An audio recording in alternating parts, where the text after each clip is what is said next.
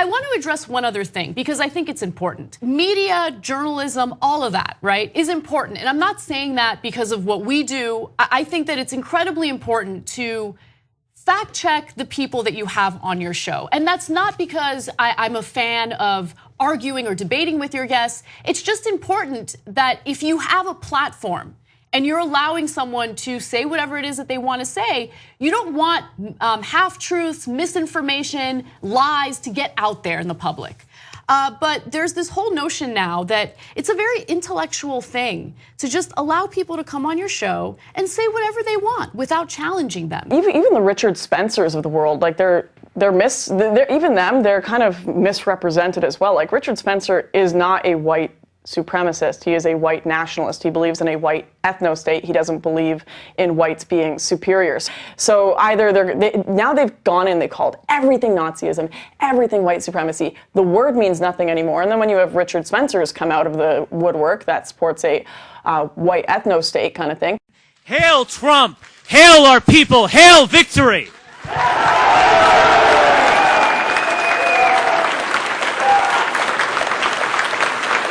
They don't even know how to argue against him because they've never even heard the arguments in their life before. The only argument they have is bigot. So if there is a white nationalist, white supremacist uprising in America, it's simply going to be because the arguments against white nationalists don't exist other than bigot. Other than you can punch Nazis exactly, in the face. And that's not a good argument. And it's literally bringing sympathy to the very, very few people that exist.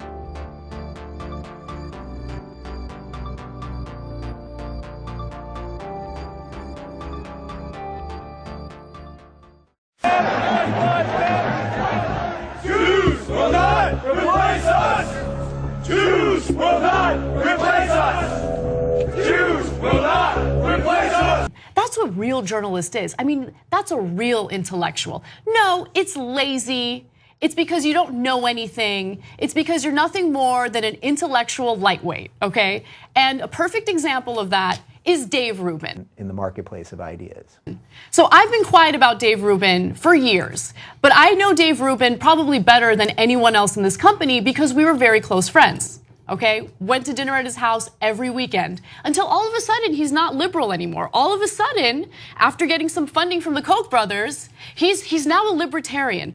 We'll get to that in just a second, but the reason why I have such a huge problem with Dave Rubin is because he's had Milo Yiannopoulos on his show twice, hour-long interviews, and Milo was able to say whatever he wanted to say without any pushback from Dave Rubin, including anti-Semitic remarks. Here's an example. Twice, hour-long interviews, and Milo was able to say whatever he wanted to say without any pushback from Dave Rubin, including anti-Semitic remarks. Here's an example. Well, let me take the ultimate example, what remains the big taboo in society, which is anti-Semitism, right? Most of the generation Trump, the alt-right people, the people who like me, they're not anti-Semites. They don't care about Jews. They may have some assumptions about Jews. They may have some prejudice about Jews, like the Jews run everything. Well, we do. The Jews run all the banks. Well, we do. The Jews run the media. Well, we do. You know, I mean, they're right about all that stuff. Now, what you do with that is the issue. But the reason they go on about I don't even know where to start with that, so just go. We do. It's a fact. This is not in debate. It's a statistical fact. You know, Jews run most of the banks. Jews completely dominate the media, vastly disproportionately represented in all of these professions. That's just a fact. It's not anti-Semitic to point out statistics.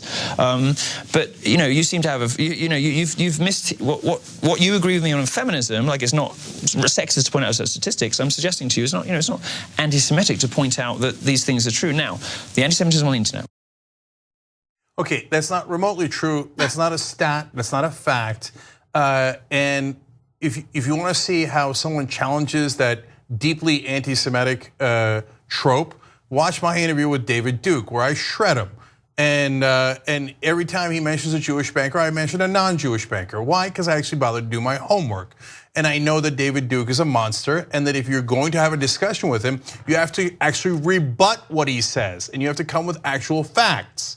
And what does Dave Rubin do? I don't know what to say about that.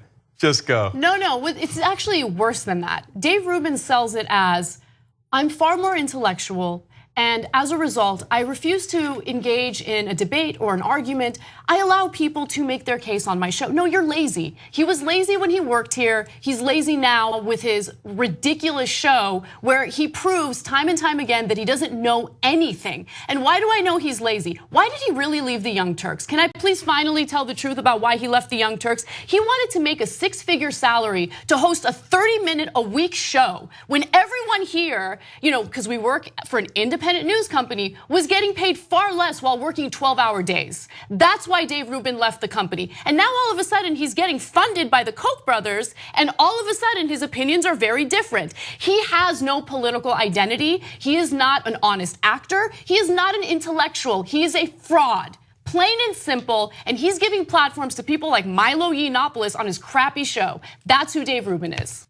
One other thing I will say is, there was a huge panel debate on this show years ago where we talked about, there was another flare-up in violence between Israelis and Palestinians. And there was a huge death toll involving Palestinian civilians. And when we were debating it, the issue of bombing Palestinian schools and hospitals came up, right?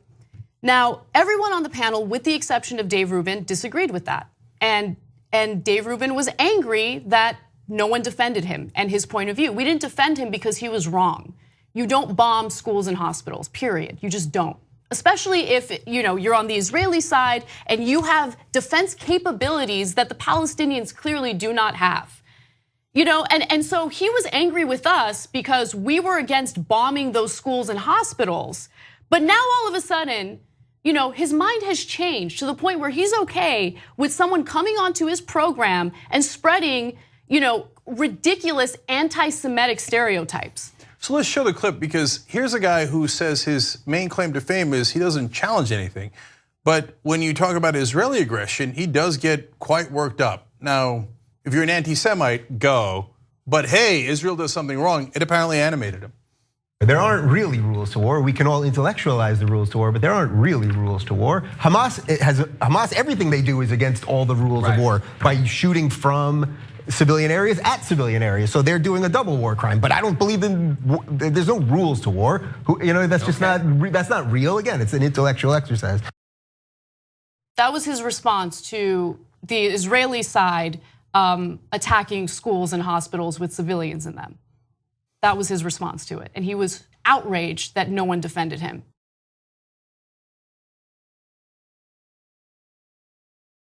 So that's who Dave Rubin is. The right wing loves him now because he's a puppet for the right wing. Again, he's funded by the Koch brothers. I'm not just making that up. I don't believe in conspiracy theories. September 21st, 2016, Rubin and Learn Liberty announced a partnership together. What is Learn Liberty?